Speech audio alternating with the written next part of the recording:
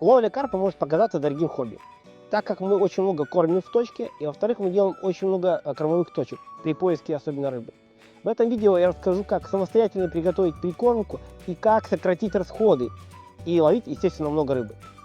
А также я расскажу, как в домашних условиях сделать крутой ликвид, дешевый, но работающий. Ну что, поехали. Существуют основные три прикормки.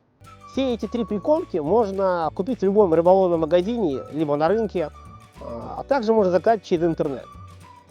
Можно приобрести в магазине как и готовый продукт, сразу же упакованный в пакеты, а также и в сухом виде. Но, естественно, в сухом виде купить намного дешевле и выгоднее. Конопля – это небольшие семена темного цвета, которые являются очень крутым дополнением к любой прикормке.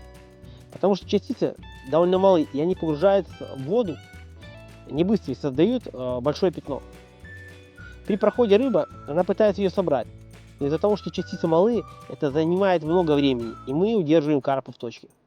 Единственная проблема с коноплей в том, что она может быть съедена еще и плотвой и карасем.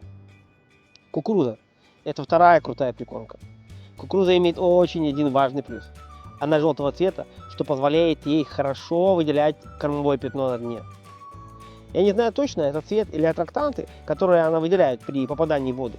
Но бывает очень часто так, что даже бойлы, попадая в воду, и пока их начнет есть карп, кукуруза намного быстрее начинает работать и давать постоянные поклевки. Кукуруза – это мгновенно узнаваемая прикормка для рыбы. И если я не знаю об этом озере или речке, я, допустим, приезжаю на дикарь первый раз, я начинаю прикармливать сразу с кукурузы, так как это самая универсальная прикормка. Карп, сазан, амур, они 100% отлично откликаются на нее. Но есть один минус кукурузы. На нее хорошо откликается лещ, который, став точку, мешает ловить карпа. Лещу кукуруза очень нравится. И в этой ситуации, когда надо отсечь другую рыбу и ловить карпа, нам на помощь приходит тигровый орех. Тигровый орех крупнее конопли и кукурузы.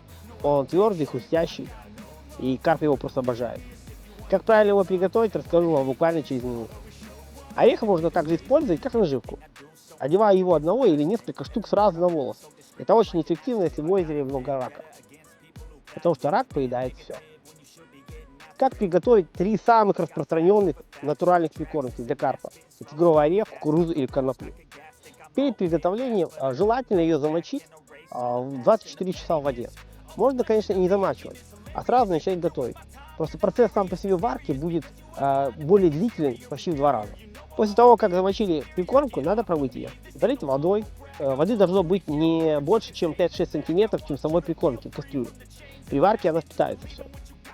Добавьте сахар и соль, перемешивайте, чтобы они растворились в воде. Далее все переливаем в кастрюлю и ставим на огонь. Дождитесь кипения, и на медленном огне пусть кипит примерно 40 минут. Готовностью будет означать, когда конопля раскроется, а кукуруза и орех станут мягкими. Если вы не хотите пробовать орех на вкус, готовность его означает, когда он станет полностью гладким. Чего мы добиваемся? Самое главное, чтобы прикормка не была сухой внутри. Да, и чтобы не пропустить время варки, ставьте всегда на телефоне будильник. Это от меня лайфхак. После того, как сварили, дайте остыть и перелейте в ведра, если планируете ловить сегодня или завтра утром. Надолго оставлять кукурузу, орех, коноплю нельзя, так как это все закиснет. Если планируем ловить через несколько дней, можно спокойно положить все в zip-пакеты или простые пакеты и заморозить. Напоминаем самую главную вещь, что карп, как и мы, не любит есть ничего кислого и стухшегося. Должны быть только свежие продукты. Идеально работают эти прикормки еще когда их соединить всех вместе. К примеру, 30% конопли, 30% кукурузы, 40% ореха. Для чего их соединять? Потому что сама по себе конопля даст большое пятно. Кукуруза выделит желтым цветом. А орех, он отсечет нам сорную рыбу, такую как лещ, карась, плотва. После смешивания в них можно добавить немного ликвида. Как еще можно применить эти прикормки? Их можно добавлять в бойлы, пеллет, чтобы увеличить объем нашей прикормки, массы самой, да, а уменьшить стоимость затрат на прикормку. После варки конопли слейте воду, и эта вода имеет жиры конопли. Ей можно заливать прикормку, и при кормлении, попадая в воду, жир сам по себе будет всплывать, что будет привлекать очень сильно рыбу. Это будет создавать пищевой сигнал для рыбы. Спасибо всем, что поддерживаете наш канал, смотрите, ставите лайки, реагируете, пишите комментарии, это очень важно. Удачной всем рыбалки!